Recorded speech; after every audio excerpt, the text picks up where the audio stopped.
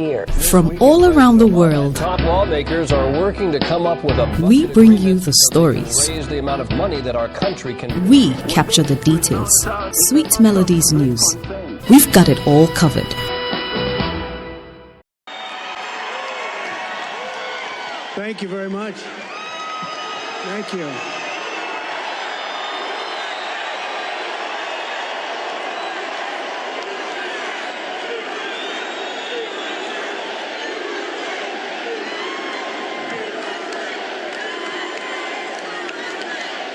Thank you very much. That's a lot of people for a town hall.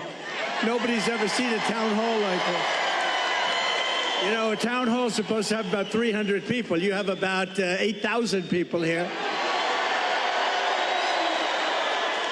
And equally as important, you have about 8,000 people that are not here. They're walking away. But I think we have television outside, right? So they're watching from outside. Would anybody like to change places with them? I thought you were going to say that.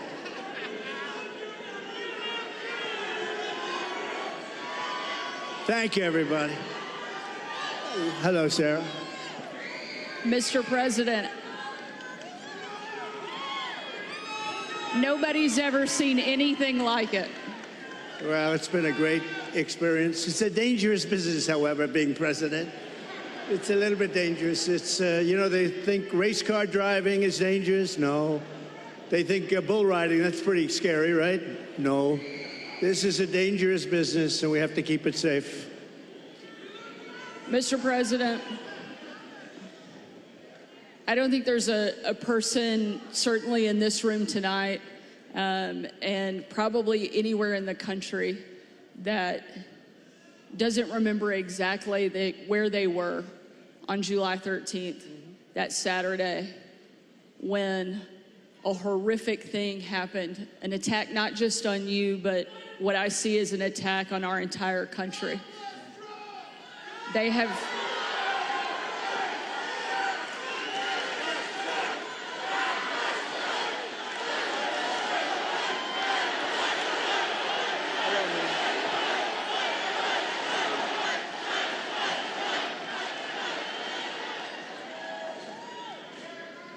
I joined with everyone in...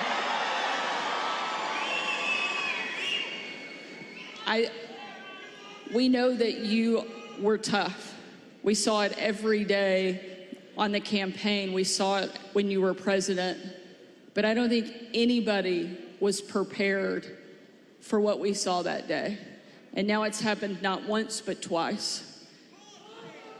You've literally taken a bullet for our country, and yet you keep fighting. You never give up. The reason that you're going to win in November is because America needs a fighter. And we've never needed a fighter more, and we've never had somebody more qualified to step in and lead our country than you. I'd love for you to tell us, why do you want to be president, and why do you continue fighting even after they keep attacking you every single day? So we ran, thank you, everybody. A lot of love in this room. I love you, you love me, and you love Sarah. A lot of... So we ran in 2016, and it was amazing. It was amazing, and we won. We then ran in 2020, and we did much better than 2016. People don't like to hear it, you know, oh, he's a conspiracy theorist, you know. We got millions and millions more votes. We did much better. It wasn't even a contest. I was telling one of the papers, they said, what was the difference? I said, well, the difference is we did much, much better the second time.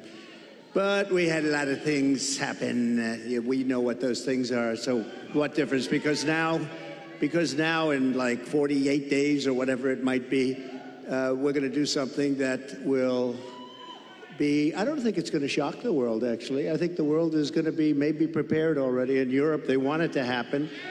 Even though they would not prefer dealing with me in terms of the economics, they still want it to happen because the whole world is blowing up, and they know it's not going to blow up if I'm president here. But, so we did great. And honestly, if I didn't do great, if we know what happened, and if that didn't happen, if I didn't do well in 2020, I wouldn't even think about doing this. But we did phenomenally well, and bad things happened, and we're not going to let it happen again. And now I'll tell you, so 2016, a lot of spirit. 2020, we had unbelievable spirit, and then we got let down because what happened should never be allowed to happen in this country again. But I have never seen the spirit like I've seen right now for this race. Never, ever.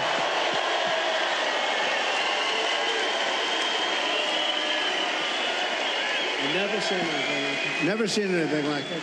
It blows it away from 2016, from 2020. And basically, it's very simple. You're saying what?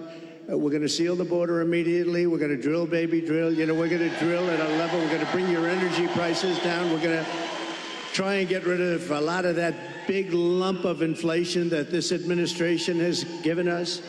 And I have to say that President Biden called me yesterday. It was very nice. We had a very nice conversation. I appreciated that he called about, you know, what happened the other day.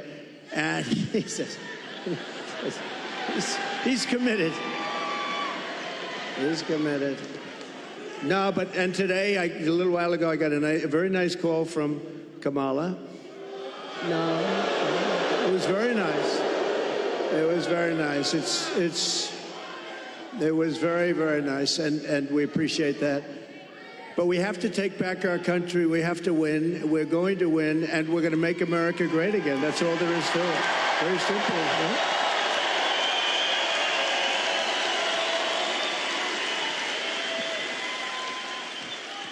I think it's safe to say that this crowd will all be voting for you.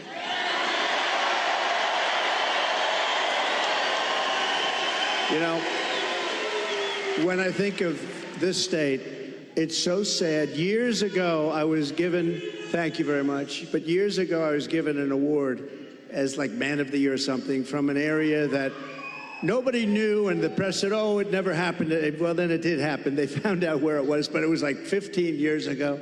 A beautiful area, but nobody remembered it. Nobody remembered it all. All of a sudden, like through a miracle, they found out it did exist, and it was there. And I had the speech, and the speech was, don't let them take your automobile industry away. They're taking your automobile industry away, and I don't know why you're doing it. Now, I wasn't a politician. I was an entrepreneur. I was a real estate developer, doing great, having a lot of fun, doing a much simpler life than this.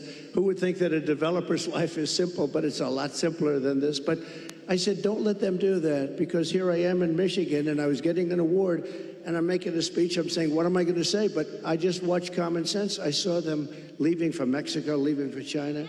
Do you know that right now, and they weren't building them with me, they weren't building anything in Mexico having to do with cars with me, because I said, if you build it, we're going to put a 200%, you're not going to sell one car into this country.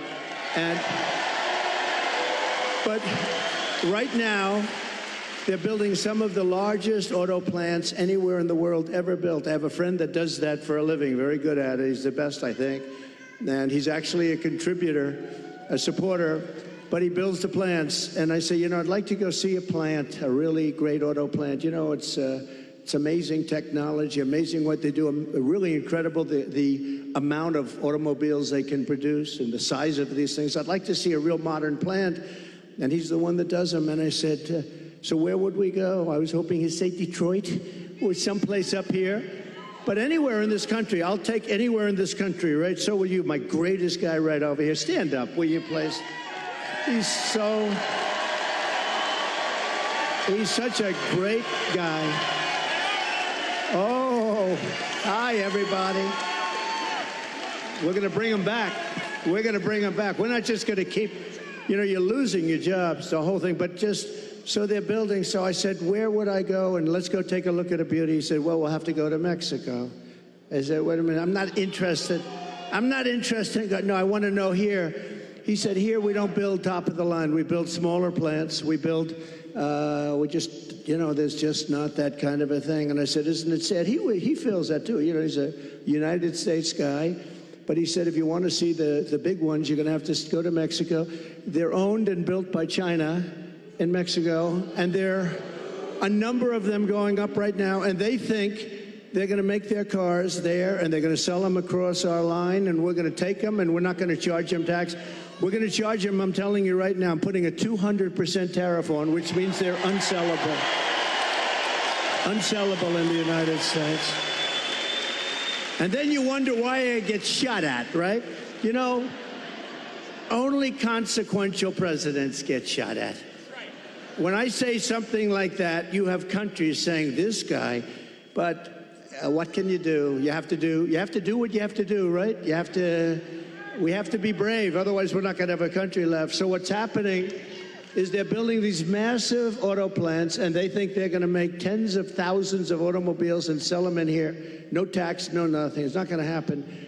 When you put on tariffs, tariffs are the greatest thing ever invented. You know, I took in $467 billion from China. Nobody else took in anything, and China's economy is not even doing that well.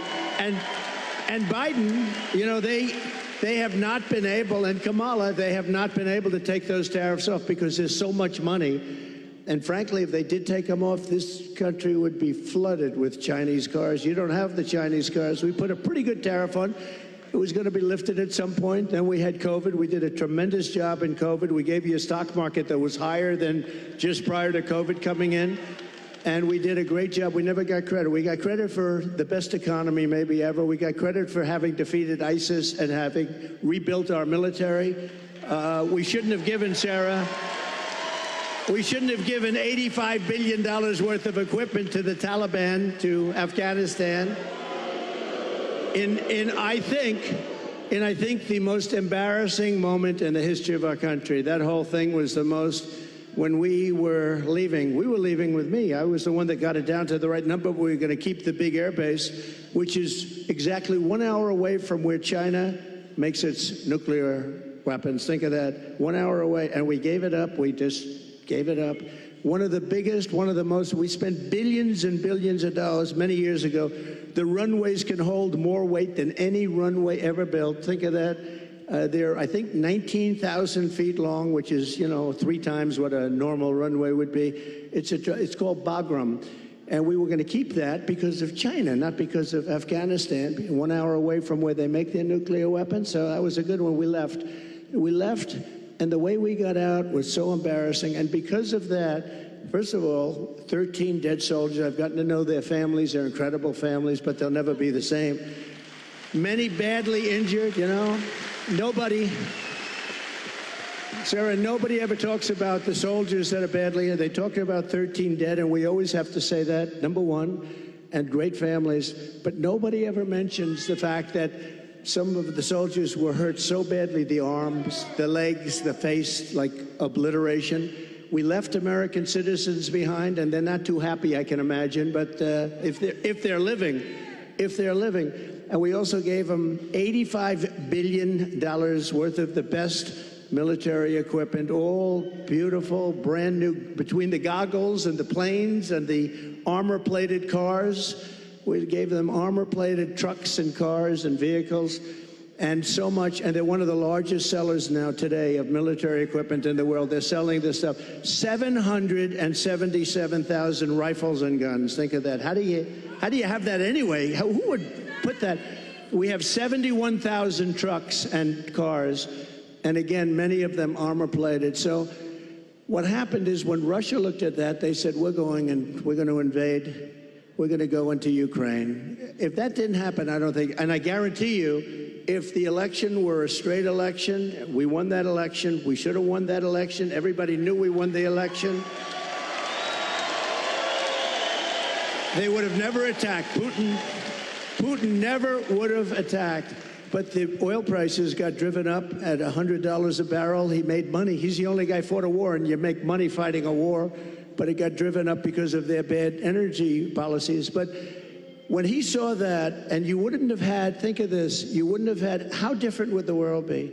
You wouldn't have had Ukraine being attacked by Russia. You wouldn't have had October 7th in Israel, where that horrible situation took place because Iran was essentially broke. They had very little money, and we would have made a great deal with them. All we want is we don't want them to have a nuclear weapon. Very simple. That's all we want. We don't want you to have a nuclear weapon. We would have made a good deal with Iran. They would have been happy. And I think they're going to end up being very unhappy, but it's very dangerous. They're very close to a nuclear weapon. And the other thing, you wouldn't have had inflation. You wouldn't have had inflation because inflation was driven up by their bad energy policy. And you remember your gasoline started going up to $5 and $6 a gallon. And then what happened is they said, oh, we're going to get killed. We have an election. We're going to get killed. And they went back to my policy.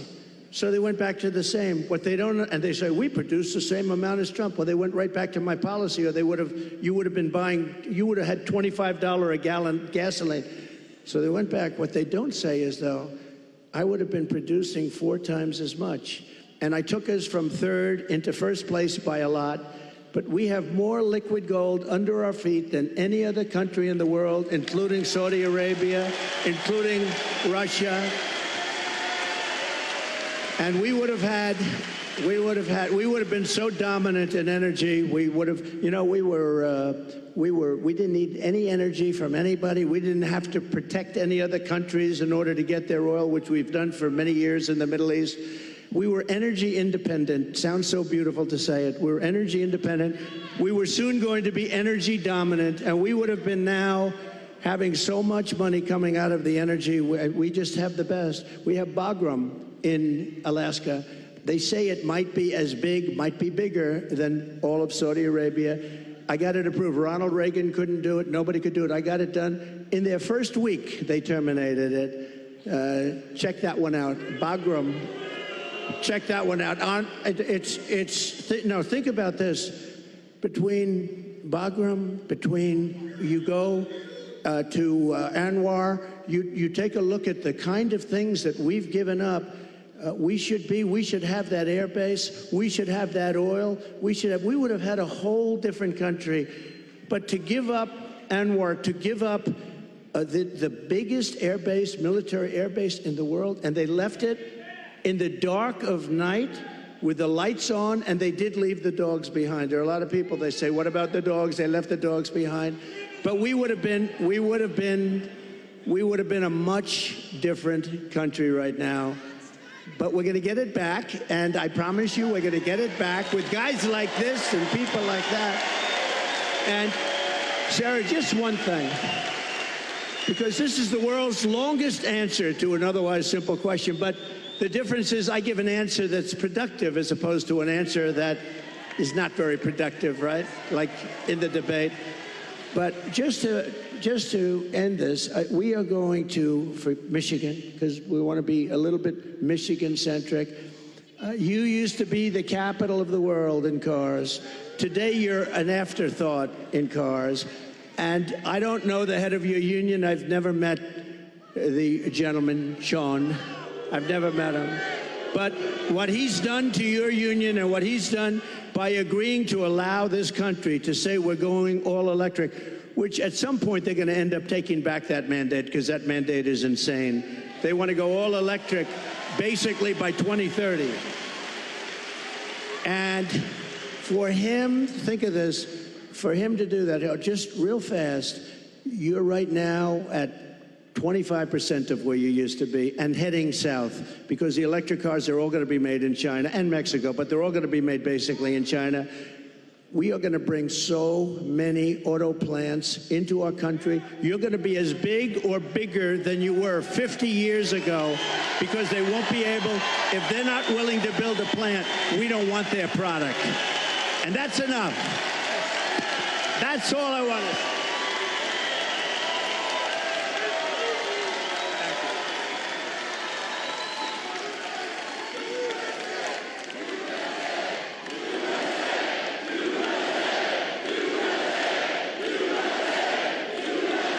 And it'll happen fast.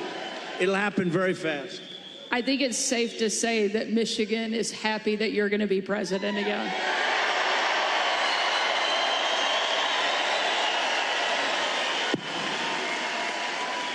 And Mr. President, we don't mind that you give long answers because you actually have something to say, because you actually got something done when you were president. You know, it's a very interesting, Chrissy. She said, I don't think I've ever said this before. So we do these rallies. They're massive rallies. Everybody stays till the end, by the way. You know, when she said that, well, your rallies, people leave. Honestly, nobody does. And if I saw them leaving, I'd say, and ladies and gentlemen, make America great again, and I'd get the hell out, okay? Because I don't want people leaving. But I do have to say, so I give these long, sometimes very complex sentences and paragraphs, but they all come together. I do it a lot. I do it with Raising Cane, that story. I do it with the story on the catapults on the aircraft carriers. I do it with a lot of different stories. When I mention Dr. Hannibal Lecter, I'm using that as an example of people that are coming in from Silence of the Lambs. I use it. They say, it's terrible. So they say, so I'll give this long, complex area. For instance, that I talked about a lot of different territory. The bottom line is, I said the most important thing. We're going to bring more plants into your state and this country to make automobiles. We're going to be bigger than before. But the fake news, there's a lot of them back there. You know, for a town hall, there's a lot of people. But the fake news likes to say, oh, he was rambling. No, that's not rambling. That's genius when you can connect the dots. You gotta. Now, Sarah, if you couldn't connect the dots, you got a problem. But every dot was connected, and many stories were told in that little paragraph. But there is something, but they say that. The other thing I say is this. We had 107,000 people show up in New Jersey. We had 68,000 people show up in Alabama. We had 79 or 81,000 in South Carolina. And they've never said, I'm a great speaker. And I said, am I a great speaker? They say, oh, no, he rambles.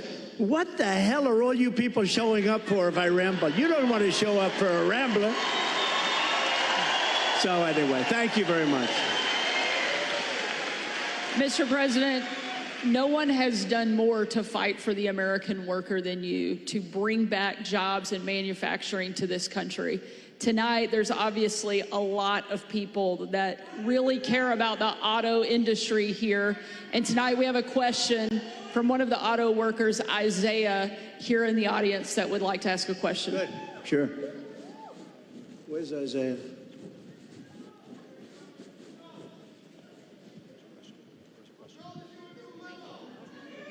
Thank you. Thank you very much. Thank you. We'll build a brand new beast. We're going to build a beast right here. Thank you. Thank you very much. Thank you. Thank you. Yes, sir. Thank you, Mr. President, for having us here tonight. I just want to let you know that I've attended one of your rallies. I did not leave early, and I did not fall asleep. Just want to let you know that, sir. I did not do it. I did not do it. I didn't see anybody else doing it either, sir. My name is Isaiah. I'm a third-generation UAW worker, working hard to build trucks here in America. Yes, yes. Get ready. You're going to be doing plenty of it. Thank you, sir. Thank you, sir. I work for Ford, and you actually came and visited the plant that I work at. That's right. You did. And my question to you, sir, is what do you see as the major threats to the future of Michigan manufacturing auto working jobs, and what will you do to eliminate those threats, sir? Okay, so I'll get into another little bit of a long answer, because when you say major threat, to me we have one really major threat that's called nuclear weapons. We have other countries that are hostile to us. They don't have to be hostile to us. I always say if you have a smart president, you'll never have a problem with China, Russia, or any of them, okay? I got along great with Putin. I got along great with President Xi. I got along great with Kim Jong-un of North Korea. Everybody said, oh, you can't get along with him. He liked me. I got along great with him, and he has a lot of nuclear force. But you essentially have 5 countries, and you're going to have more. Whether you like it or not, you're going to have more. It's the single biggest threat to the world, not only Michigan, to the world. And you're not going to care so much about making cars if that stuff starts happening. And we have people that are not good at negotiation. The war should have never happened. President Biden, I want to be nice. He was so nice to me yesterday, but you know, in one way, I sort of wish the call wasn't made, because I do feel he's so nice. I'm so sorry about what happened and all that, but I have to lay it out. We have very important, and the same with Kamala today. She could not have been nicer. But the fact is, we have to have people that are respected by the opponent, by the other side, by other countries that have this. Even Pakistan has nuclear weapons. We have countries, India has a lot of nuclear force. We have countries that have tremendous nuclear power. And when I hear these people talking about global warming, that's the global warming you have to worry about. Not that the ocean's going to rise in 400 years, an eighth of an inch, and you'll have more seafront property, right, if that happens. I said, is that good or bad?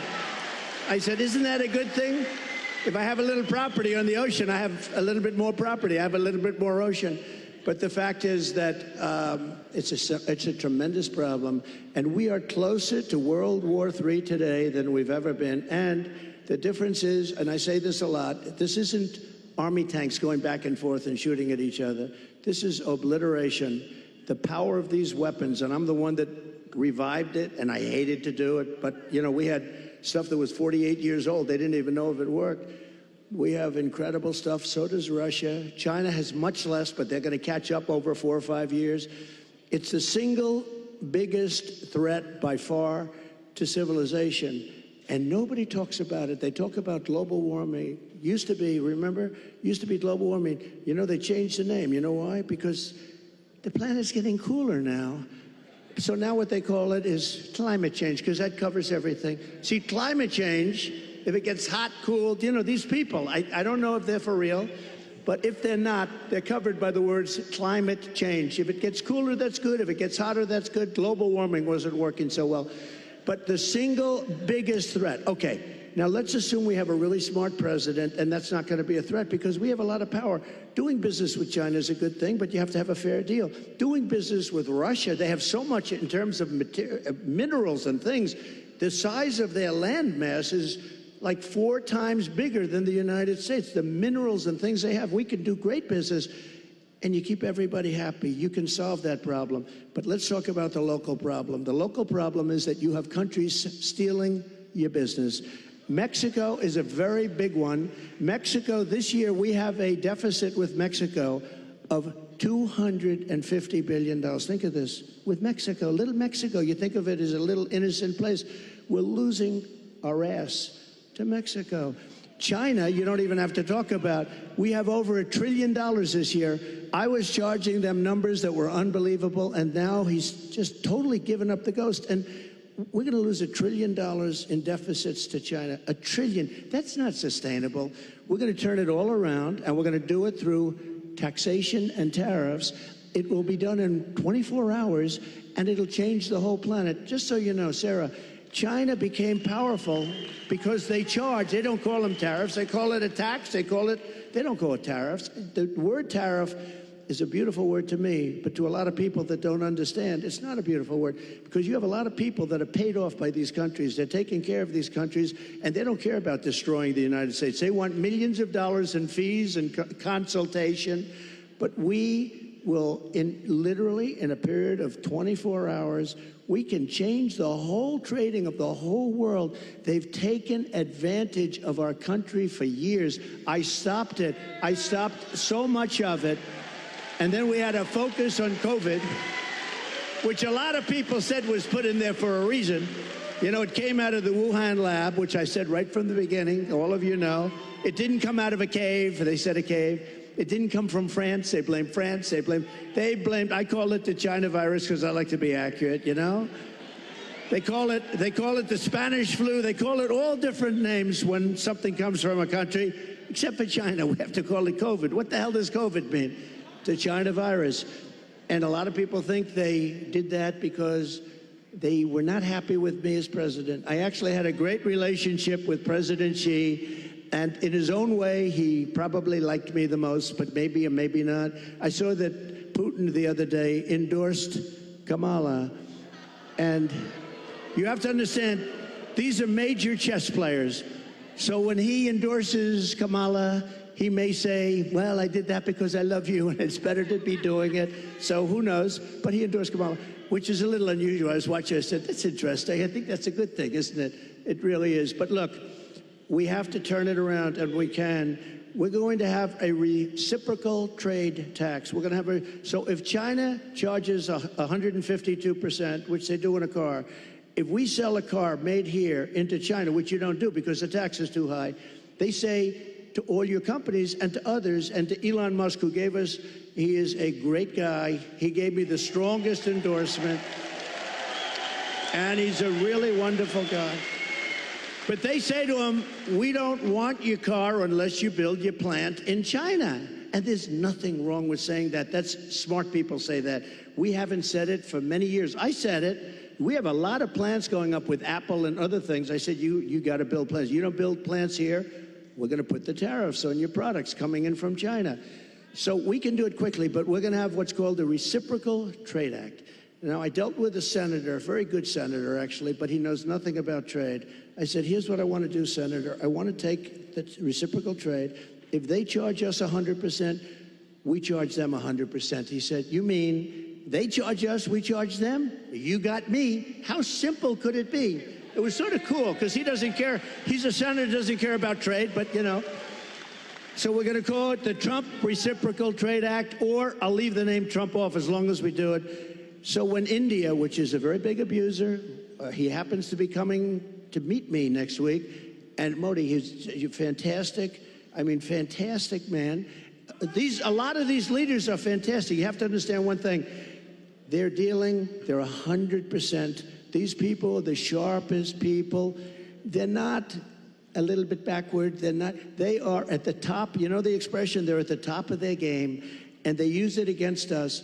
But India is very tough. Brazil's very tough. There are certain countries, I can tell you every one. I can give you from top to bottom. China's the toughest of all, but we were taking care of China with the tariffs.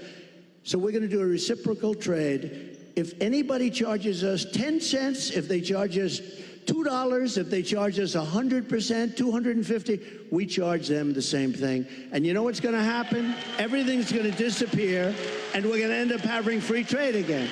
And if it doesn't disappear, we're going to take in a lot of money, okay? But you know, the biggest beneficiary, I believe, is going to be your state.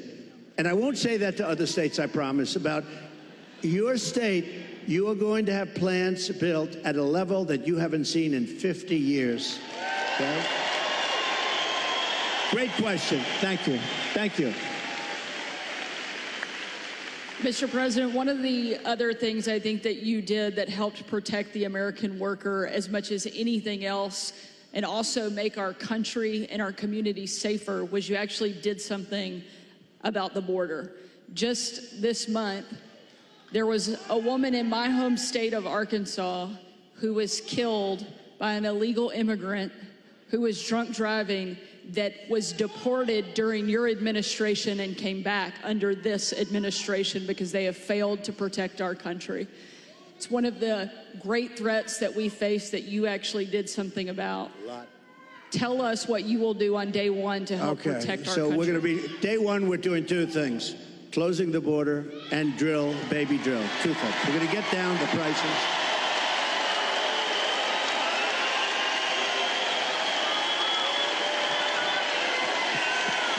Thank you.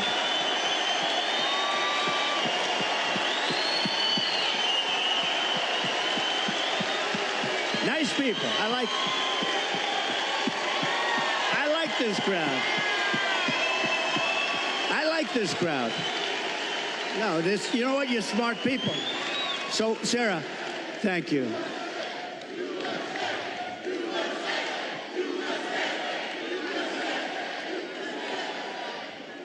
So,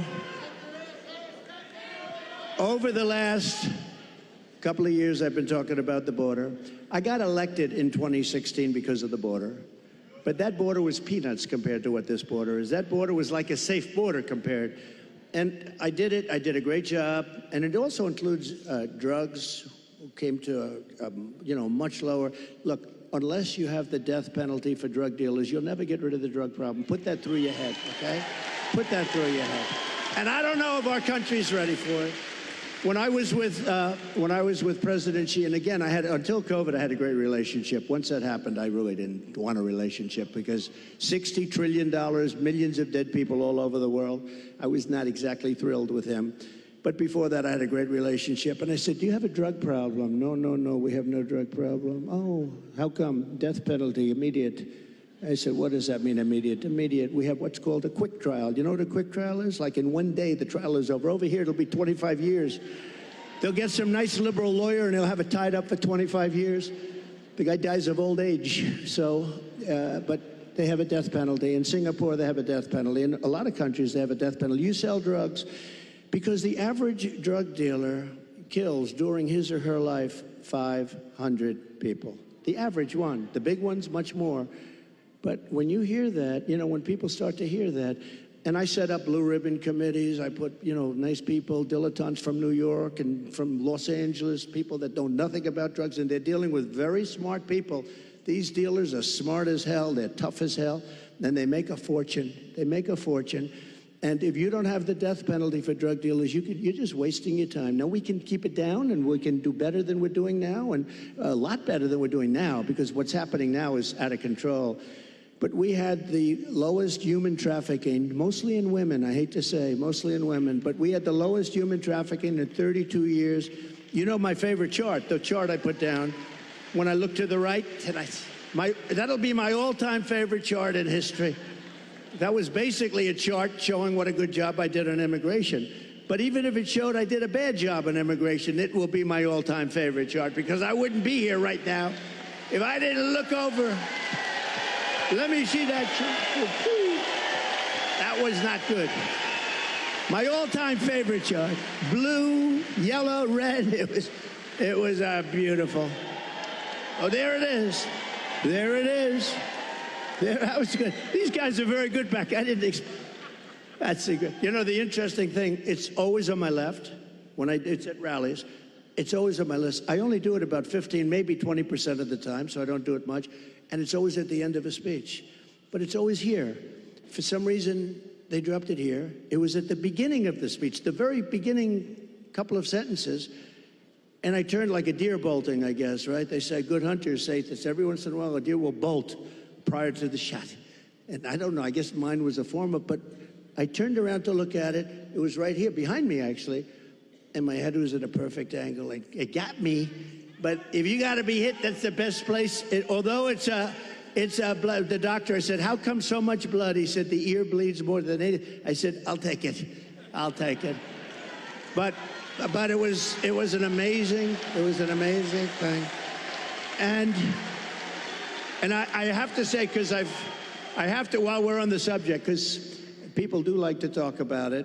A few days ago, we had an incident. I have to say, Secret Service did a hell of a job. They really did. They caught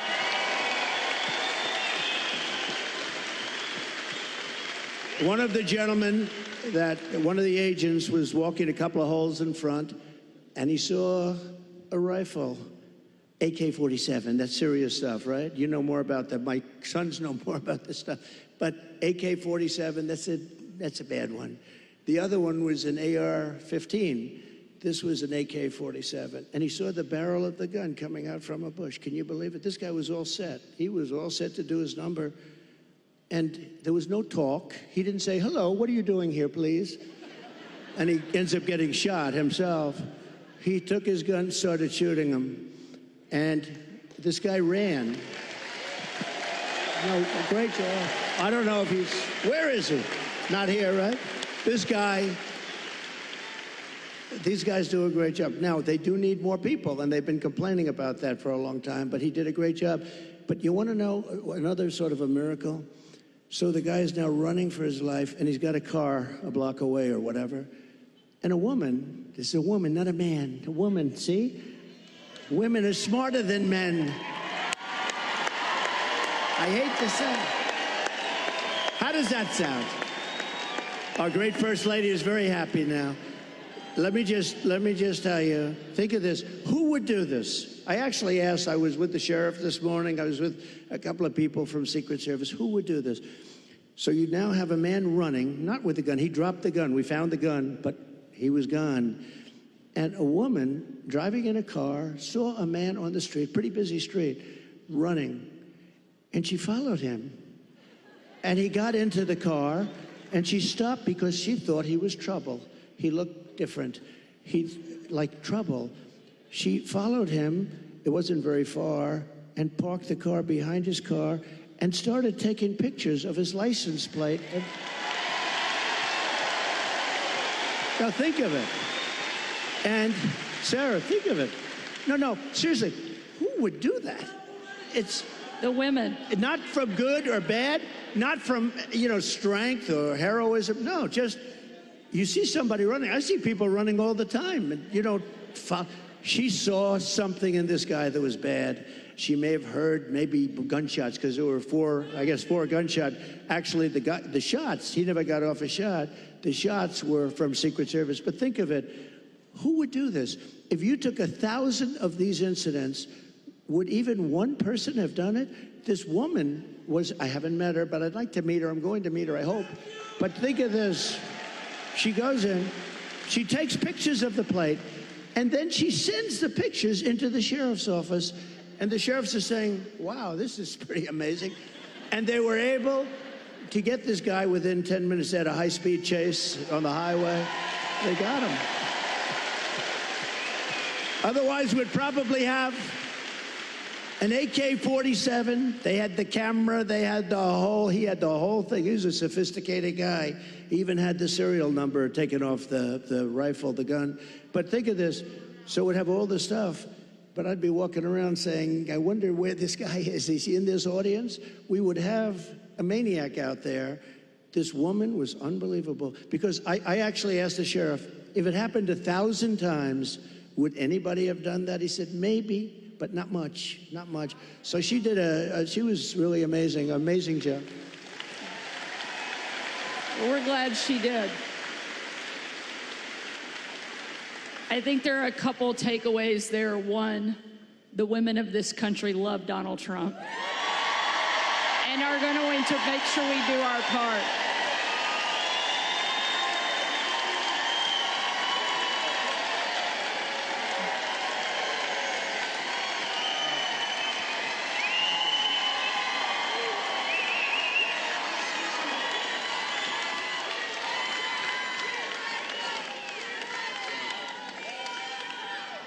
And I think one of the other things that we all know in this room certainly is that God is not finished with you, and he has big plans.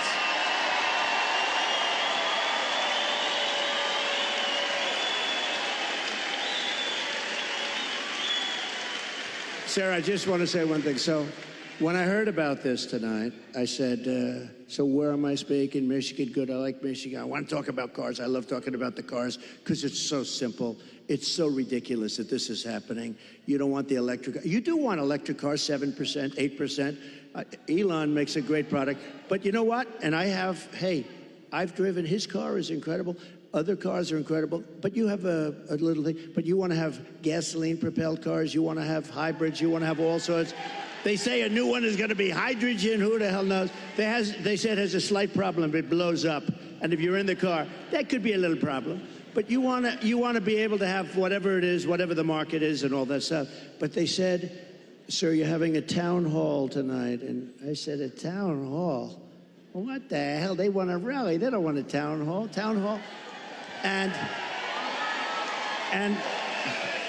I said, so who is the host? Because host or hostess.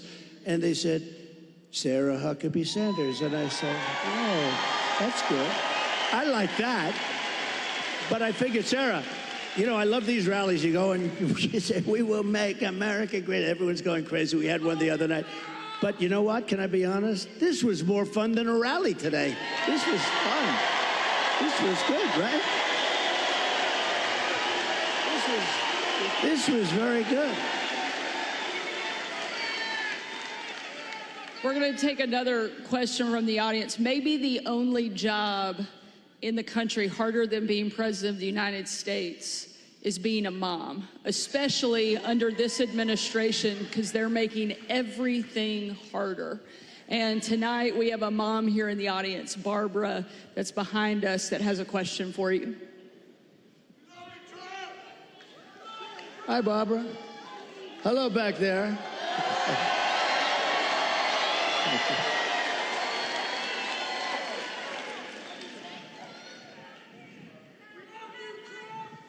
Good Hi. evening. Good evening, President Trump. Thank you. For taking our question. Thank you. My name is Barbara.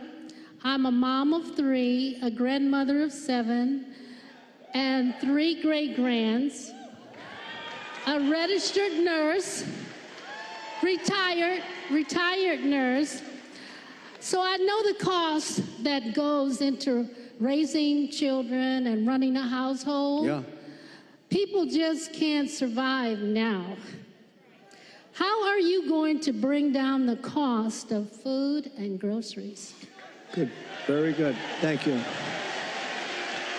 So we have to start always with energy. Always. I don't want to be boring about it, but there's no bigger subject. It covers everything. If you make donuts, if you make cars, whatever you make, energy is a big deal, and we're going to get that. It's my ambition to get your energy bill within 12 months down 50%. If I can do that, you've done a hell of a job. 5-0, not 15, 50. Interest rates are going to follow, and actually they're going to follow for another reason. The economy is now not good, and interest rates, you'll see they'll do the rate cut and all the political stuff tomorrow, I think. And, you know, will he do a half a point? Will he do a quarter of a point? But the reason is because the economy is not good. Otherwise, you wouldn't be able to do it. But we're going to get interest rates down, and we got to work with our farmers. Our farmers are being decimated right now. They're being absolutely decimated. And, you know, one of the reasons is we allow a lot of farm product into our country, and we're going to have to be a little bit like other countries. We're not going to allow so much come. We're going to let our farmers go to work. And I don't know if you remember, I love the farmers because, you know, I had many meetings as president. I have this gorgeous room with this beautiful table that seats about 35 people. And I was with the farmers. Usually everybody wants something. They all want subsidy. But I was with the farmers, and I think you might have been there, actually, Sarah. I said, look, fellas, we're going to get you such a beautiful subsidy, meaning I'm going to do things. And one of the people raises and, sir, honestly, we don't want a subsidy. This is the first time this ever happened to me. Everyone wants, they want money. They want to build windmills. We want money with these windmills. Anyway. But you know what? It was amazing. He said, almost tears in his eyes, they were getting decimated. We don't want a subsidy. We just want to play, you know, a fair, level playing field. And I said, nobody's ever said that. And I have many industries and many groups of people from different things. You know, they do all different things. It's probably the most dramatic I've ever seen. He didn't want anything. All he wanted was to be able to compete fairly. And the problem we have is other countries, they treat us very badly in that way also. They really are. And you know, sometimes the worst countries are our so-called allies. I say so-called because in many ways they're not allies at all. They take advantage of us. They really take advantage. But we're going to do with the farmers. We're going to do what we have to do with the farmers. We're going to put our farmers. And do you remember the expression? When I was negotiating with China, China said, well, we're not going to deal with this because they never had anybody negotiate. They did whatever they want. They just took us like, you know, for a bunch of suckers. But I told the farmers it's going to be very good negotiators. You're going to suffer for 6 months, and then they're going to fold. And that's exactly what happened. They folded, and they agreed to buy $50 billion. You know, you might have heard the story. I said, how much? I went to the Secretary of Agriculture. How much did they buy? He said 15. I thought he said 50. So when they're ready to make a deal at 15 billion, I said, no, I want 50. That's what they've been buying. He said, no, it's 15. I said, you said 50. And he said, no, we said 15. I said, that's okay. Ask for 50 anyway. And we got it. We got it. And they buy a lot of our product. But so we're going to, it's just a great interest rates, energy, and common sense. A lot of it's common sense, everything. You know, I like to say we're the party of common sense. We want to have a strong border. How about we want a strong, you know, all of a sudden they've changed. They didn't want any border. They said walls don't work. 2 things work. What are the 2 things? Wheels and walls. You know, if I do, there's a gorgeous computer down here. In about 2 weeks, it's going to be obsolete. A friend of mine is in that business. He hates it. He said, we come up with a new model, and it's the greatest. About 3.5 weeks later, the damn thing's totally obsolete. The only thing that never gets obsolete is a wall and a wheel. And the wall is what we're talking about now. And, you know, we built hundreds of miles of wall. We then added more than I ever said I was going to do. And then we had that bad election result, that disgusting result, and they never put it up. You know what they did with it? They sold it for 5 cents, and it was expensive oil. It was exactly what the Border Patrol wanted, with the anti-climb plate on top, which I always hated because I didn't like the look of it. But, you know, they demonstrated it. We had mountain climbers and a couple of drug climbers, too. These guys are amazing. They put 100 pounds of drugs on the back, and they go up the wall like it's nothing. But they couldn't get over the plate. So all of a sudden I said, okay, I'll put the plate on. I didn't like it. I liked it better without the plate, but it didn't work quite as well. So this is what we did. We had it. We had the best. We had a thing called Remain in Mexico. You don't have to be a genius to know Remain in Mexico is a very good thing. And you think that was easy to get. I think Tijuana, Mexico was probably the fastest growing city in the history of the world. Okay, they had hundreds of thousands. They couldn't come in. When they got in, they let everybody pour into our country. The border, just to finish with the border, when I talk about energy, to me it's exciting, but to a lot of people it's not. But it gets exciting because we'll bring down your costs, all that. But what people want to hear, and I believe when I got elected, I believe it was the border that was the biggest thing, and I fixed it, and I did a great job. And I wanted to mention it in 2020, and my people would say, sir, nobody cares about the border. They don't care because I had it fixed. Now I got to fix it again. I believe the border is of the greatest interest. When you look at what's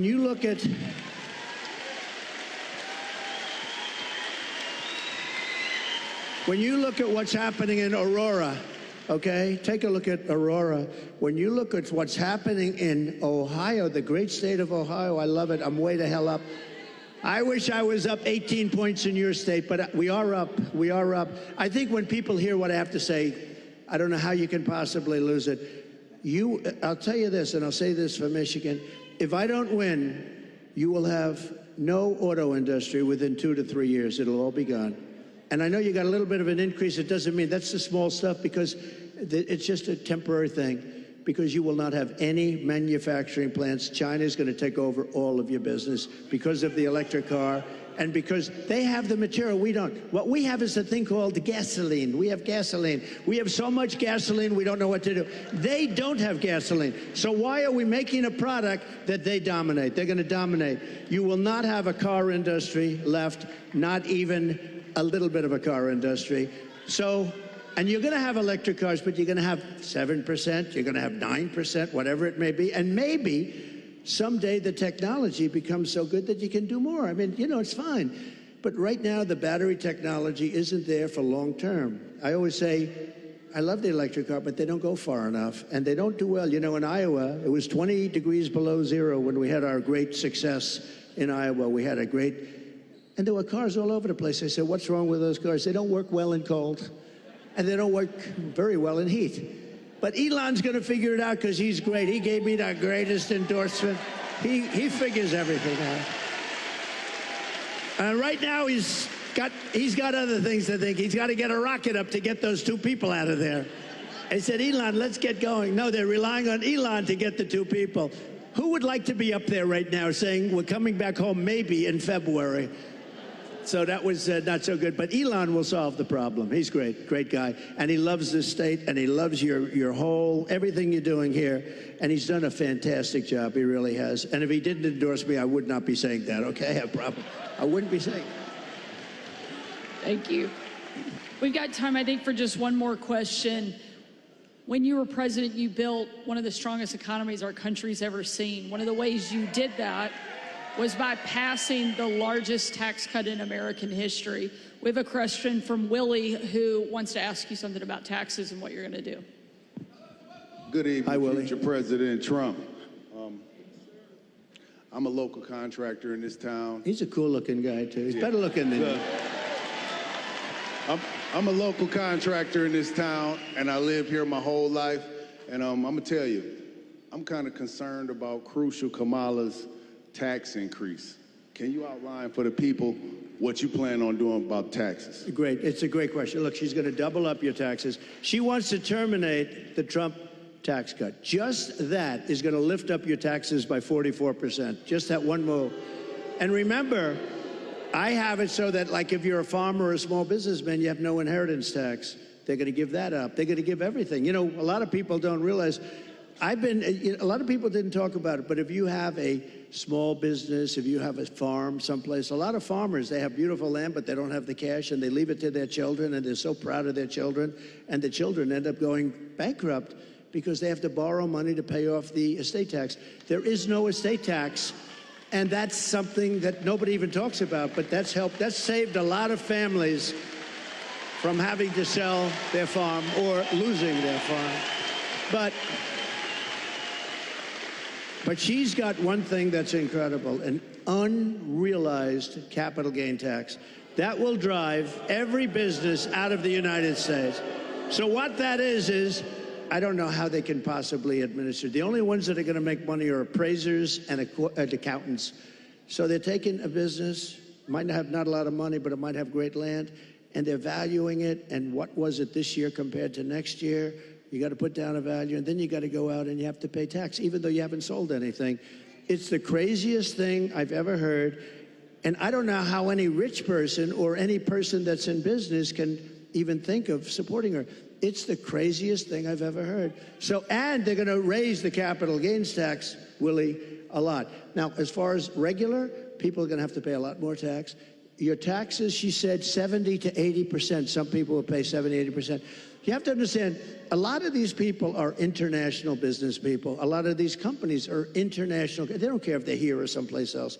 They go for the best deal. They go for their shareholders. If they raise the taxes like that, they go to other countries. You know who got a lot of our companies? Is Ireland. Years ago, they took our pharmaceutical industry because they gave them a better deal. They will leave our country. They will leave all those jobs that we created. And I want people to pay fair taxes and all of that. But she's going to be raising your taxes to 50, 60, 70%. And it's not sustainable. And even for the companies, if they have to pay too much, they're going to leave the country and you're not going to have any jobs. So we have to be very, very careful about it. We have to be very, very careful. And I have to tell you that this has really been an honor. This will be the most fun of any state because we're going to bring back an industry that you can do it. You know, we're going to bring back an industry. And mark my words, if for some reason some tragedy happens, because it would be a tragedy beyond the auto business for the whole country, I really believe that. If a tragedy happens and we don't win, there will be 0 car jobs, manufacturing jobs. It will all be out of here. And that includes South Carolina. That includes other places that are competitors of yours. You won't be making cars here anymore. You won't be making anything in our country anymore. We're going to bring it all back. But the one, and I say this, and I said it to another state the other night, and I said, this is not a good thing to say to another state, but I said, Michigan's going to be the most fun because you're so set up for greatness. All you need is somebody smart at the top to say, you can't flood our market with cars. You just can't do it. And if I say you have to pay 100%, you know China pays a big, but I didn't do the big number yet. But if I say you have to pay 100 or 200%, it doesn't matter because I'm going to say, second sense, I hope you don't mind this. However, if you build your plant in Detroit, or if you build it in Michigan, or if you build it anywhere in the United States for that matter, it seems to be the right location, but we're going to have more fun. So I'm telling them about Michigan, and I'm saying, you know, this story's getting a little bit long because I'm talking about Michigan. I happen to be in another state, but everybody loved it because they know you. You're recognized for this. We're going to get, now, they go from paying 100% tariff to paying nothing. All they have to do is build their factory and spend their hundreds of millions of dollars in your state. This will be like taking candy from a baby. It'll happen first, and you get the credit. I'm going to give you the credit.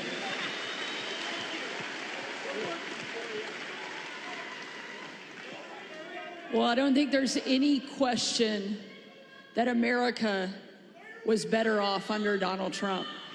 And we know that it's going to be even better the second time around.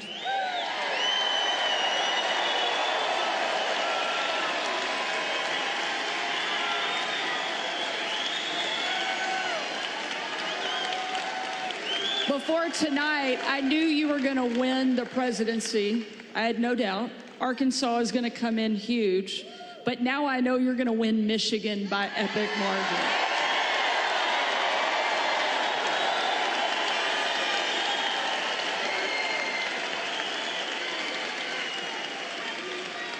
Ladies and gentlemen, we need you to show up.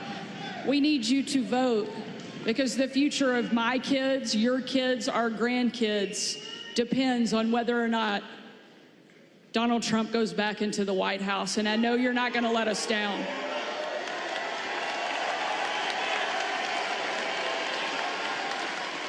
More importantly, I know President Trump is not going to let us down, because he's shown us time and time again that no matter what comes at him, no matter what the left throws at him, he's going to get back up and keep fighting for this country that he loves so much. Thank you, Mr. President. Thank you, sir. Thank you, sir. Thank you very much. Thank you, everybody. Thank you, man. I'll see you. We'll see you.